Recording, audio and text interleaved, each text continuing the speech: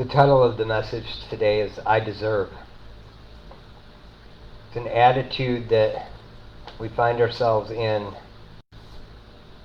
often. And yet, sometimes we just need to think a little bit differently. Things come up in the world and we hear news, we find out things that we weren't expecting, things don't go the way we think they should. We start wanting what we want, or we start blaming others for what we can't have.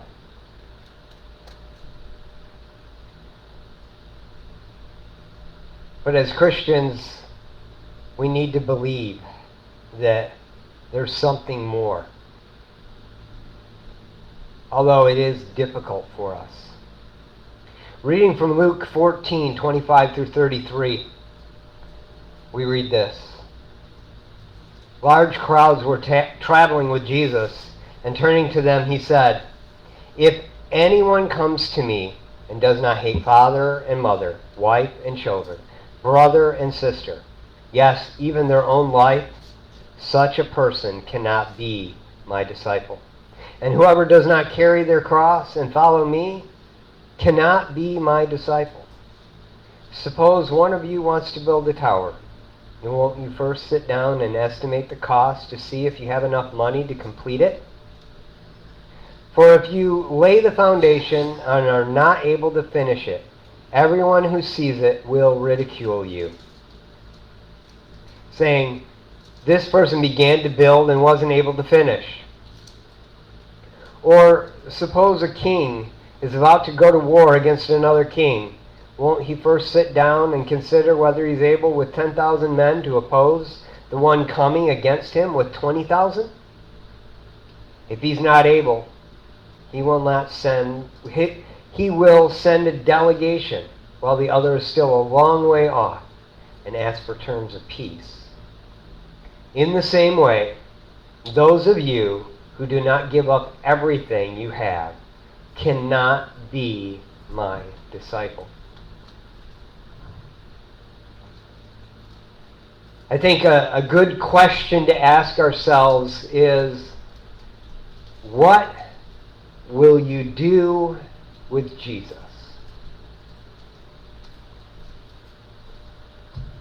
What will you do with Jesus? It was a hymn written by Albert Simpson in 1905. Jesus is standing in Pilate's hall, friendless, forsaken, betrayed by all. Hearken, what meaneth the sudden call? What will you do with Jesus? What will you do with Jesus? Neutral you cannot be. Someday your heart will be asking, what will he do with me? Jesus is standing on trial still. You can be false to him if you will. You can be faithful, though through good or ill. What will you do with Jesus? Will you evade him as Pilate tried? Or will you choose him, whatever betide? Vainly you struggle from him to hide. What will you do with Jesus? Will you, like Peter, your Lord deny? Or will you scorn from his foe to fly, daring for Jesus to live or die? What will you do with Jesus? Jesus, I give thee my heart today. Jesus, I follow thee all the way. Gladly obey thee. Will you say, this I will do with Jesus? Over the last few weeks, I've been touching on what our response should be to our belief in Jesus Christ. We know that in step one of the sanctification process, what we call the steps of recovery, we realize we have no ability to overcome ourselves. The truth is, most of us find this thought acceptable in at least certain areas of our life. But also the truth is, most of us can't endure this thought in every area of our life. If we think that, and we realize that we're true in every area, we'd have to also realize we wouldn't deserve anything. And it's why so many fail in their recoveries. Can I be real with you today? Yes. All of us feel like we deserve stuff. We feel like we deserve a warm place to sleep. We feel like we deserve food in our bellies. In this country, we feel like we deserve health care. We deserve a car. We deserve friends. We deserve vacation time. We deserve to have fun.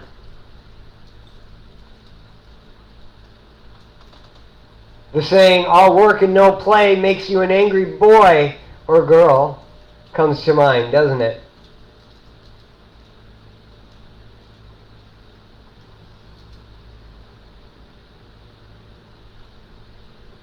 Growing up, how many of us knew that when our parents walked in the door from work, we weren't allowed to approach them for at least a little bit of time because they needed a little time to unwind? That's what they said. How many of us, right? It's because they felt like they deserved it, right? I worked hard. I need a little bit of time for me.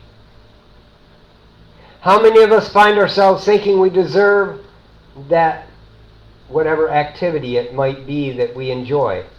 The video game time, the TV time, the time with the friends, the vacation we've been planning, the time with our crafts, the relaxation time around the fire, the time at the beach, the concert,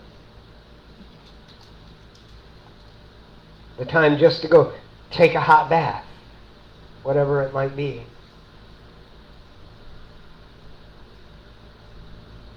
If we're honest with ourselves, all of us find ourselves living in the position of I deserve a lot, don't we? And there's a reason for it. There's a reason we feel this way. It's part of our social contract. We live in a world where if I go to work, I can expect to get paid. I can expect that I will be allowed time off during the week, whether it's a weekend or whatever. I can expect that I'm going to get vacation time. We live in a world where our social contract says if you accomplish a goal, you have the ability to reward yourself, maybe with ice cream. Back in my using days, it would have been something much different than ice cream. I think ice cream is much healthier than that. We even raise our children with the rewards versus punishments concept. It's part of our social contract, isn't it? It's how we live our lives with each other. As addicts, we even live our life under this whole concept. I'm doing better today because I haven't drank rum in a month. This isn't me, by the way. I'm just using it as an example. I haven't drank rum in over 10 years. So, I haven't drank rum in a month. I may have had a beer or two, but, I have sobriety from liquor. So, I deserve to be rewarded. I deserve to be praised by you because I'm doing better. Hello? No, it's off. 1, 2, 1.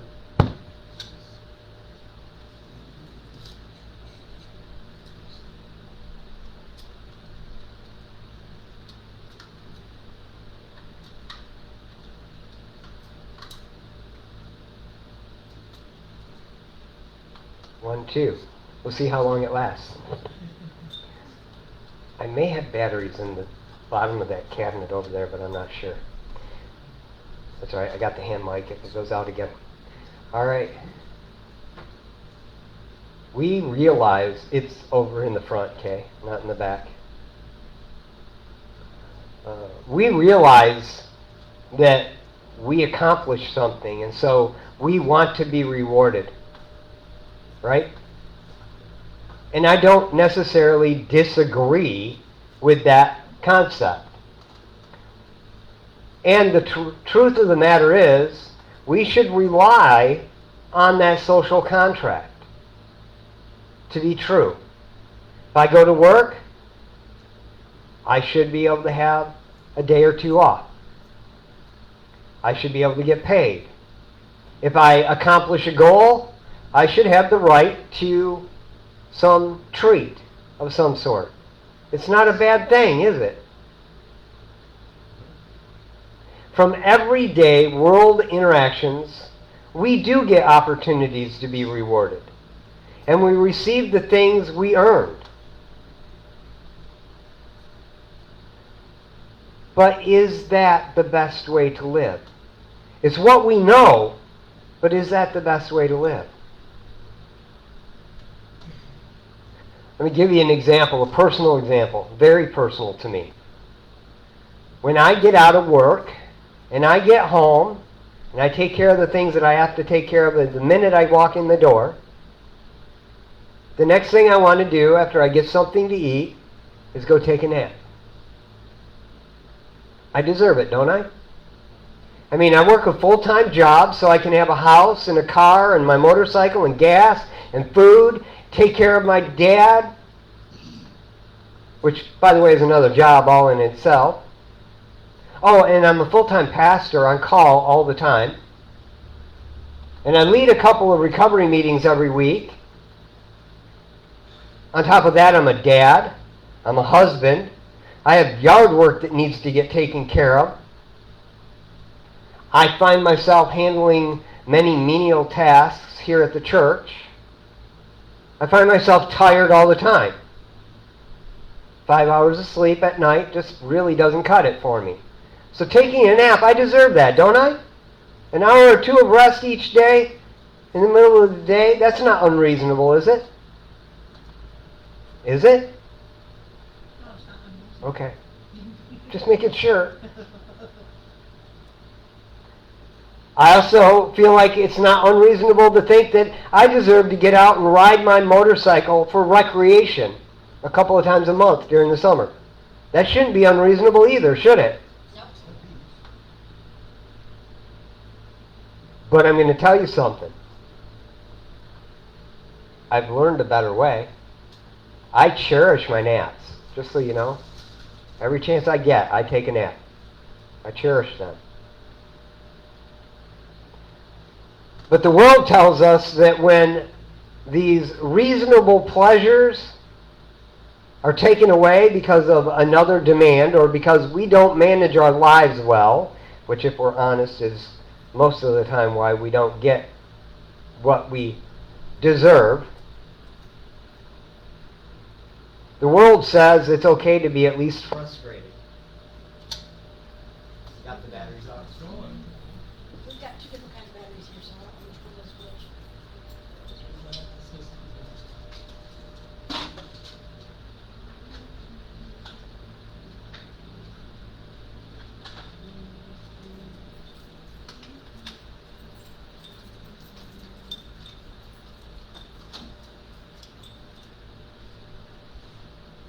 So let's see. Yeah, there we go. So those should last another 4 months. I hope.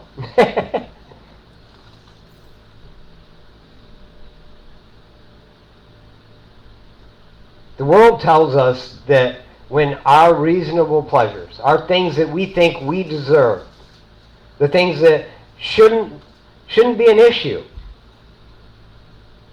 when those get taken away, for whatever reason, it's reasonable then to be frustrated, if not outright angry about it, right?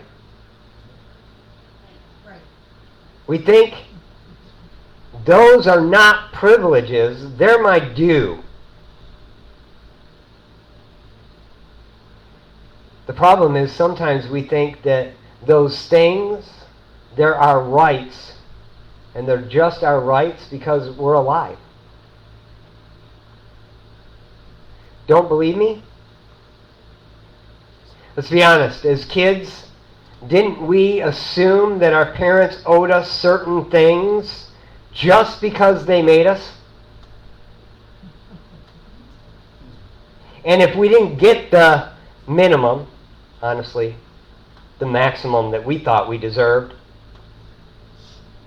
at that point we believed they were terrible parents. And by the time we became teenagers, we told them so too, didn't we? Everyone in this room did it.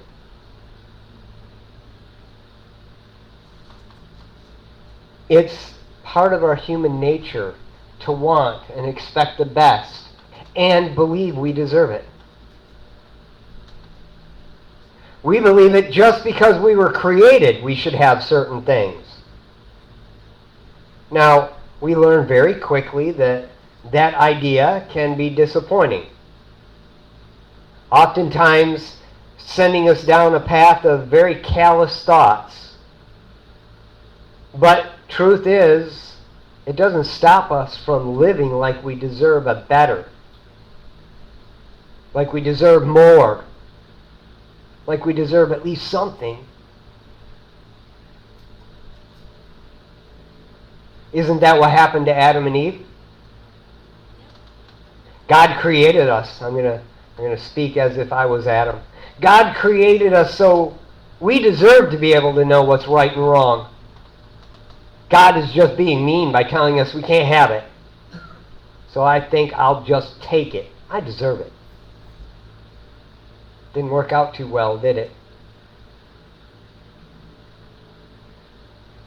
On the other side of that coin, though, comes our responsibilities. When it's our responsibility to give what's deserved, we can almost always find the reason that our rights, our privileges, our thing that we deserve is going to be infringed by what we have to give someone else. If we have to fulfill that obligation over there, I'm not going to be able to get my thing. I get home from work, I take care of my dad, give my wife her kiss, I get my food, my phone rings. I'm not going to have time for my nap. I deserve the nap.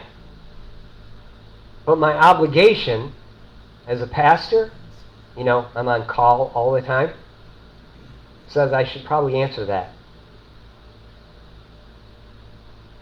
Maybe someone might say, I know I've abused liquor in the past, but that shouldn't mean I can't have a beer once in a while. How about this one?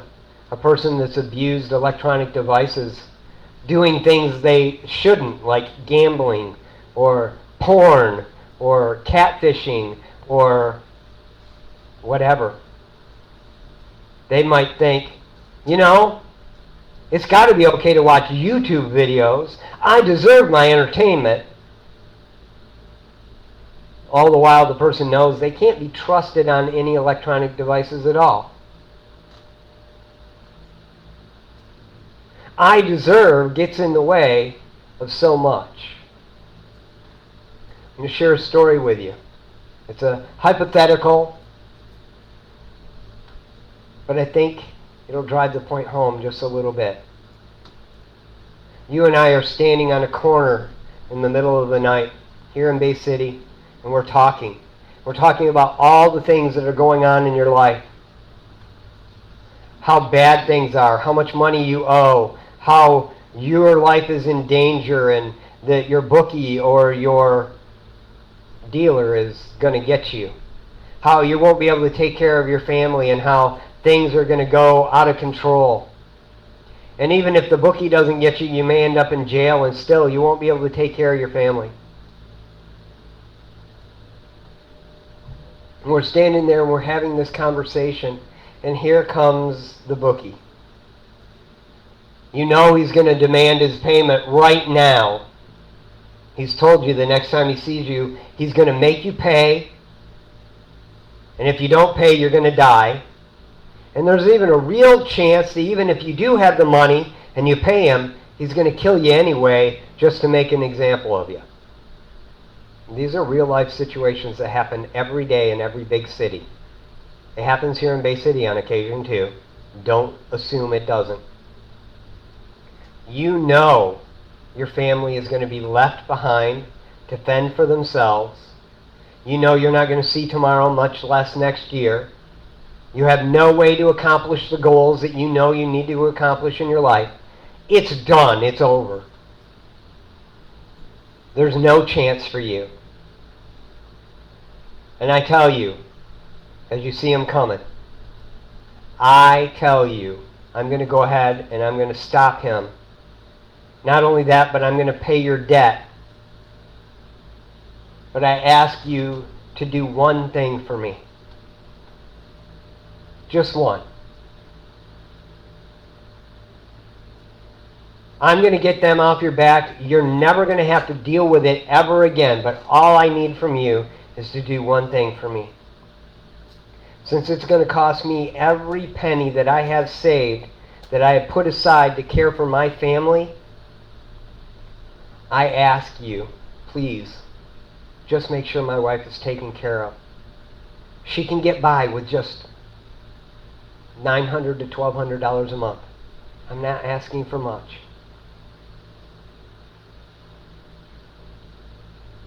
At first you might think, no, that's not fair, but you know you can't do anything for your family. You can't accomplish the goals God has for you in your life. You can't do anything. You can't even be there to see your children and grandchildren grow up if this doesn't happen. And so you agree, and I send you on your way. The next day you hear that I paid your debt. You're free and clear. There is nothing you owe, and you never have to interact with that world ever again. But you also hear that they killed me to make an example. Would you feel obligated out of gratitude to make sure my wife was taken care of each month? Now, I'm sure for a month or two, maybe 6, maybe 8 months, most of you would work extra hard to make sure she got something every month. But the question is, how long would it take for you to get tired, having to work the extra job to bring in the income for my family while you're still trying to take care of your family's needs? Besides that, odds are you went back to doing some of the same stuff, and now you're digging a hole again. That extra money could go a long way to protect your family from that mess. Besides that, I'm working really hard. I deserve to be able to take a vacation. I deserve time to relax. I deserve to spend time doing whatever. I shouldn't have to work all this extra hours just to take care of his wife. And besides that, working this hard, shouldn't I get something out of it? My life should be a little bit better, shouldn't it? She shouldn't be benefiting out of it. She should be giving me something. See, you and I, we easily forget. We wouldn't have a life at all. Our family wouldn't be taken care of at all if I hadn't given my wife security and my life for you. You don't believe me that you wouldn't do that? You'd think that you would really take care of my wife for the rest of her life. Let me ask you a question. How many of you have borrowed money from your parents or grandparents and still hadn't paid it back? You borrowed money from me. I'm looking at many of you and I know the truth. Some of us may have even stolen from them. Didn't borrow it, we just stole it without paying it back. Now, the truth is there's a small minority that would keep their promise because they would recognize the sacrifice and their gratitude would keep them going. But the truth of the matter is, for most of us, we get trapped in the I deserve mindset pretty quickly. It's easier to press on for what we want, but it's much harder to press on when it costs us things we think we deserve. You know, Jesus died on the cross, but in reality, most of the time we have a hard time remembering what it cost him. And the reason is, he rose again.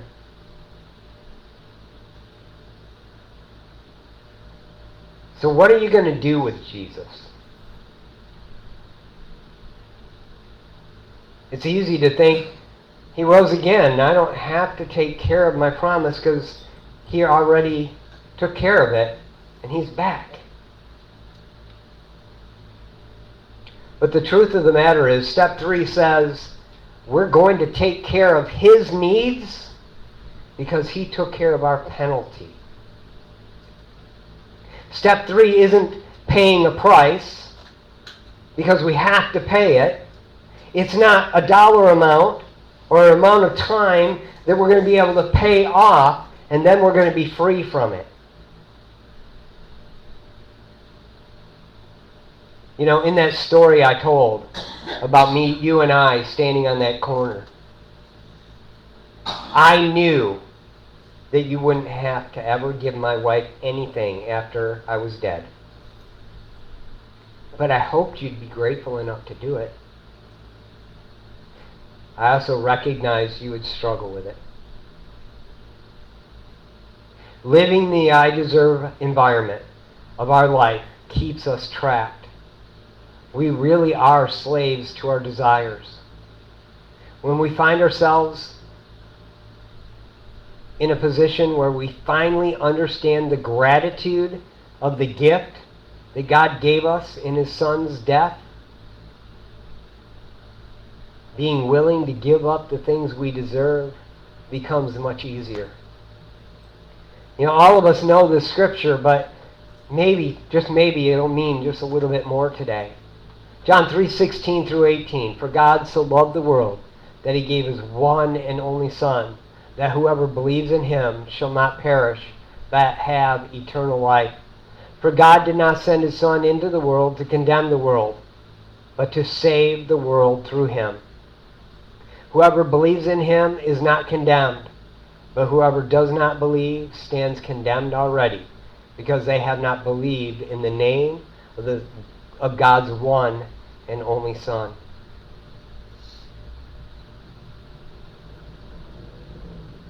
There's a really amazing thing to understand here.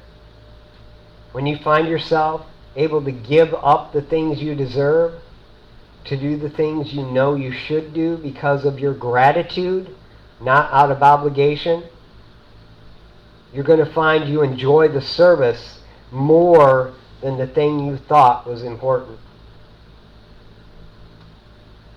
I have learned that when I forego the nap to take that call, yes, I'm still tired,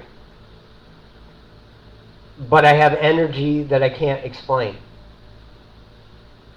It's better than if I took a nap. I have people tell me all the time, I am never going to give up sex because there's nothing God could give me that could replace that pleasure. But there's a truth that you may not know.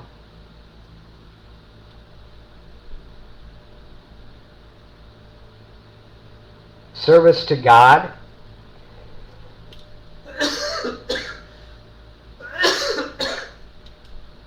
service to God can be better, will be better. And not only that, if you're faithful with a little, he'll give you more. And I'm not talking about more sex, but that's possible. In the parable of the 10 bags of gold in Matthew chapter 25, and I would encourage you to spend some time there this afternoon or this evening as you spend time with God. We see something illustrated. I'm going to paraphrase it so that we can have the time to talk about it. An owner, a businessman, comes to his employees. And he's got things that need to be taken care of. He's going on a trip. And so he has gold that needs to do its work while he's gone. And he gives 10 bags of gold to one man. He gives 5 bags of gold to another. And he gives 1 bag to the other. He's trusting each and every one of them to take that and use it the way he would. To make it make money for him. That's his business. When the owner comes back from his long trip, he goes and checks in with the people he's given the money. He says, I want an account. I want to know what you've done. The first 2 come to him and say, look, I took what you gave me. I used the money the way you would have, or the best of my ability, and I doubled it. The one with 10 had 20, the one with 5 had 10. And then he came to the last one. And the last one says, I know who you are and how you do things, and I know that if I messed up, you'd be angry with me. So I buried it.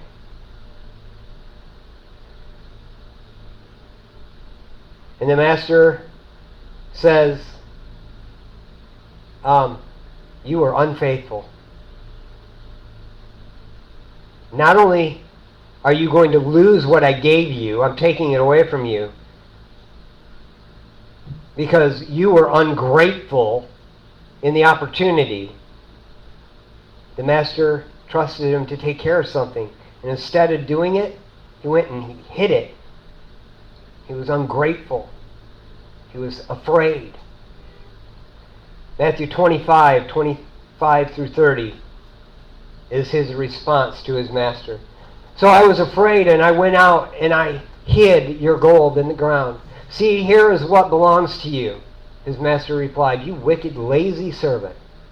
So you knew that I harvested where I have not sown, and gathered where I have not scattered seed. Well then, you should have put my money on deposit with the bankers, so that when I returned I would have received it back with interest. So take the bag of gold from him, and give it to the one who has 10. For whoever has will be given more, and they will have an abundance. Whoever does not have, even what they have, will be taken from them. And throw that worthless servant outside into the darkness, where there will be weeping and gnashing of teeth.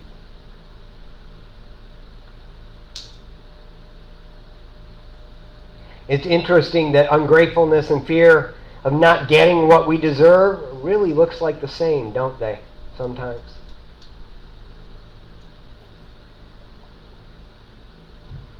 When we're grateful, the need for what we deserve decreases.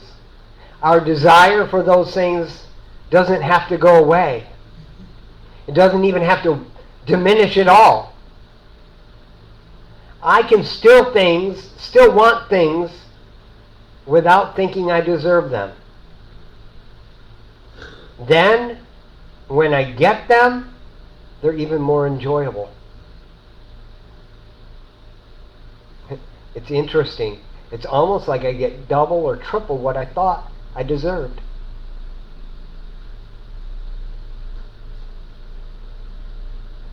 I read this poem, this song, hymn to you before. I'm going to read it again. What will you do with Jesus? Jesus is standing there in Pilate's hall, friendless, forsaken, betrayed by all.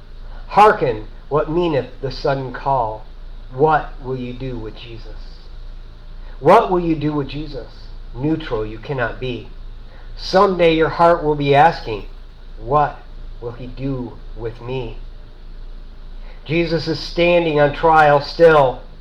You can be false to him if you will. You can be faithful through good or ill. What will you do with Jesus? Will you evade him as Pilate tried, or will you choose him, whatever be tried? Vainly you struggle from him to hide. What will you do with Jesus? Will you, like Peter, your Lord deny, or will you scorn from his foes to fly, daring for Jesus to live or die? What will you do with Jesus? Jesus, I give thee my heart today. Jesus, I follow thee all the way. Gladly obey thee, you will say. This I will do with Jesus.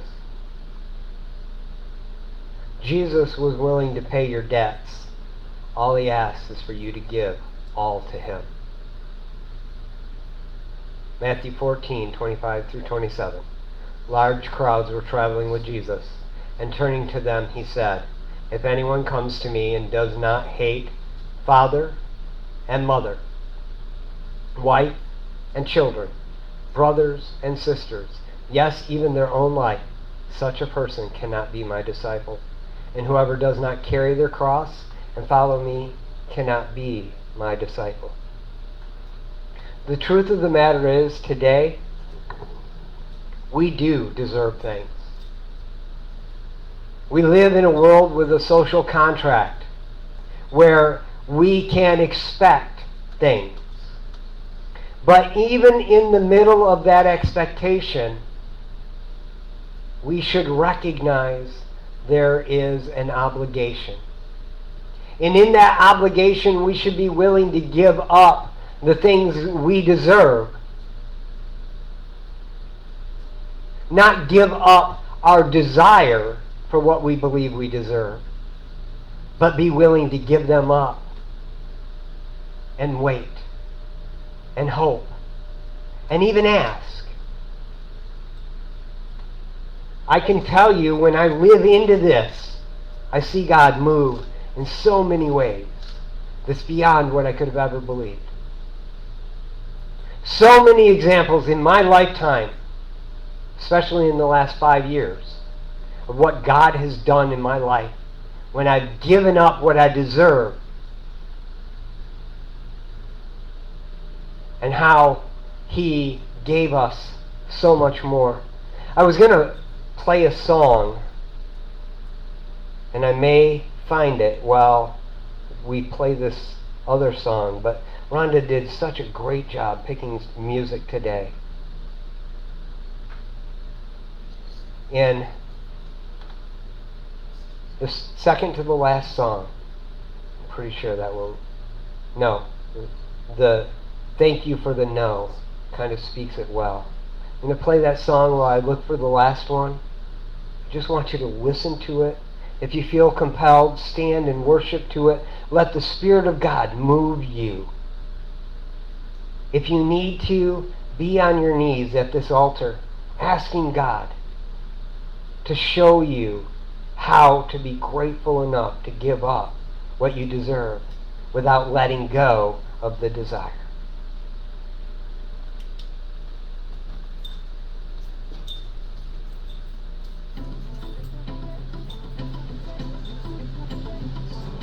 Though my lips were saying, God, you are good, my heart was asking, is it really so? You knew what I want more than anything, but that's the one thing I felt you withhold. 'Cause you knew I wasn't ready, you knew the time it'd take. Now that I can see your wisdom standing in this place, I say thank you for the not yet, thank you for the not now, for the hold on, for the silence.